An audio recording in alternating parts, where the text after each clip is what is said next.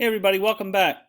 If that fraction assignment was getting to you and you thought, man, this is just too much for me, I'm not good at algebra and things like that, then I've got good news for you.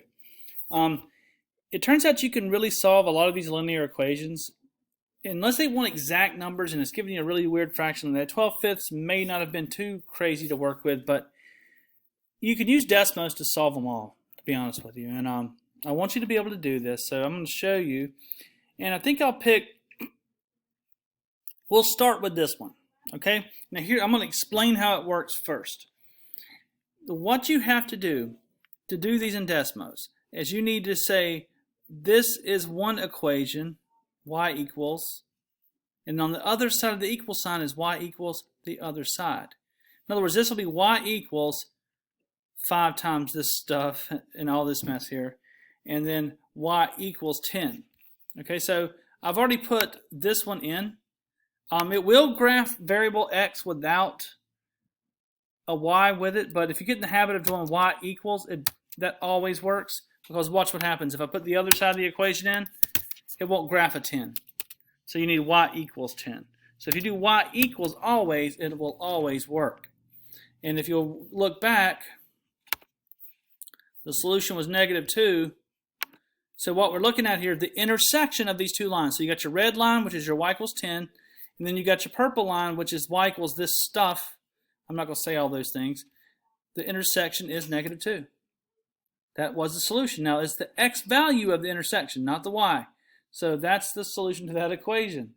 Nice, huh? All right, let's try another one. I'm going to clear these out, and we'll do one more from our same set we just worked out. And where did we have any trouble? Let's do this one. That looks fairly innocent. So we want 1/2. And if you copy and paste, they don't go in that well, especially fractions. The linear part will, but fractions and exponents don't translate very well in there.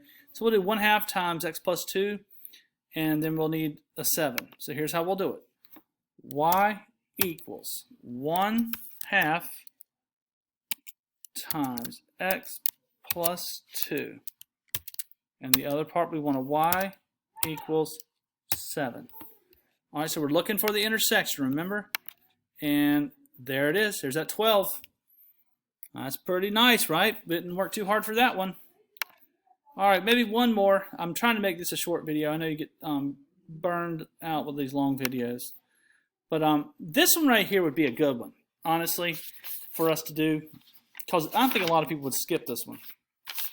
And you might run into this guy in Desmos. In fact, I might have gotten it from there. So let's look at it and do it. So we're going to put y equals all of this on one side, on one of our lines, and then y equals -1 on the next line, okay? So let's do it. Y equals. And now to get the fraction template, if you just push the divide button, it starts one for you. All right, so we're going to put, or I say divide is this /. 3x plus 7. All right, we'll go to the denominator. Remember, that was a 4. And that was plus 2x plus 1 over 10. All right, so there's part of, oh, that's not what I was supposed to do with that. Get down there. There's that. All right, now we need to hop down to this other section. And we're going to put y equals, I think it was -1. Now remember, the intersection is our solution. If I can get this thing to go over there, we'll find it. And there it is, -3. It wasn't that easy. Anyway, I'm not going to do any more of them because I want this video to be under 5 minutes. So remember, one side of your equation is in one line, the other side's in the other line. Y equals for both of them, and you can't go wrong. You can do this in your TI-84 as well, but Desmos is much easier and really, quite frankly, it's better for this. So this will help you immensely. I'll send out a message in Canvas. Check this part of the video out before you call or throw in the towel on the fractions.